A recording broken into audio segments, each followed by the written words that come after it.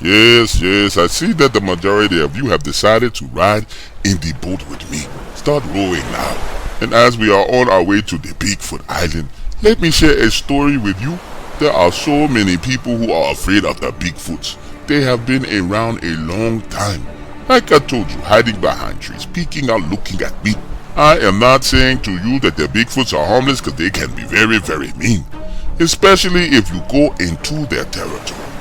However, the Bigfoots are only violent when you provoke them. If you find yourself in the area where they live, it behooves you just to leave. Listen to the story.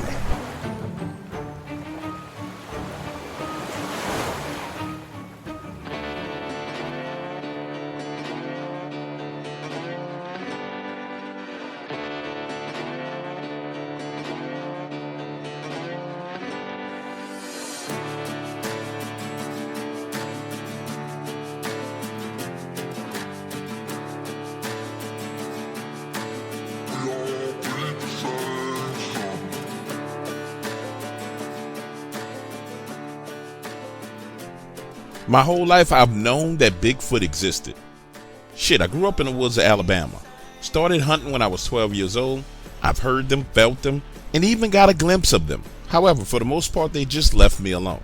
Then, at 24 years old, I'm stressed out.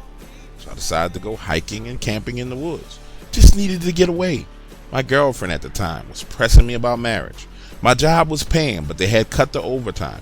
And frankly, I was just over civilization in general, so I decided to go hiking and camping. Understand, these woods are nothing special. It's the same woods I've been in since I was a child. Can travel them with my eyes closed. I walk 6 miles into the woods, set up my campsite, then walk further, just reflecting on everything that's going on in my life. Imagine a scene, I'm walking alone and I'm mentally checked out, just going through the motions, when I notice that there's a tree down across the trail. Not a full tree, but a sapling. Nonetheless, I turn around and head back to camp. I'm gathering wood for the fire when I get this feeling that I'm being watched. But to me, it's no big deal at all. Felt it before, so I keep working. Just before sundown, I get that fire starting. Cook some vegetables and some rice, add a little sausage, and while it's cooking, I light a 60 ring gauge cigar. Sit back, start smoking, and I'm looking up at the stars. 20 minutes later, the food is cooked and I have to pee, so I get up and walk like 15 feet away from the area that I was just sitting in. Turn my back, pee for no more than 20 seconds, zip my pants up, turn around, and walk back. That whole process had to take no more than 80 seconds, and when I get back, the cigar is gone. It was sitting right on the edge of my chair, and it's gone. So now I'm looking on the ground, checking around in the dirt, thinking I dropped it, but I don't see it. Now, instead of stressing over it, I go in my bag, light another cigar, have my dinner, then sit back and continue to look up at the sky. Well, I'm sitting there, and the wind starts to blow, and I get a whiff of that other cigar. No doubt that it's the cigar, double Maduro, strong smell. Been smoking it for 3 years. I know that smell. And the one I'm currently smoking is a Connecticut Shade and has a much lighter aroma. So I'm sitting there trying to look to my right where the scent is coming from. And I wait a few minutes to look out of the corner of my eye. And I can see the ember from that lit cigar in the darkness. But I still haven't turned my head to look directly at it. But it's there. So I casually stand up and play with the fire, moving the logs around, reposition myself where I can see. Then look at that spot. And there it is, the ember of the cigar, 9 feet in the air. And you know how when someone smokes, they inhale it, and the oxygen causes the tip of whatever they're smoking to become red hot?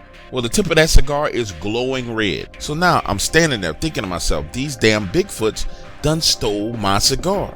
Now get this, I finish eating, clean up, take that other cigar that I was smoking, lay it down on a chair, and go inside the tent. 15 minutes later, I'm laying there, and I hear movement all around me, walking.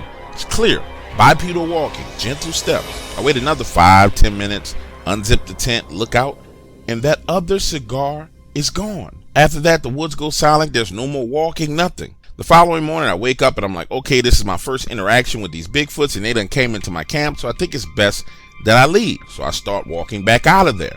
And these things shadow me the entire way. But you can hear them moving as I move. When I finally get home, I decide to do some research on Bigfoots and tobacco. Turns out there were stories from Native Americans about hairy men in the woods taking tobacco leaves and chewing them. And in some cases, actually mimicking the Indians and smoking the leaves. That shit blew my mind.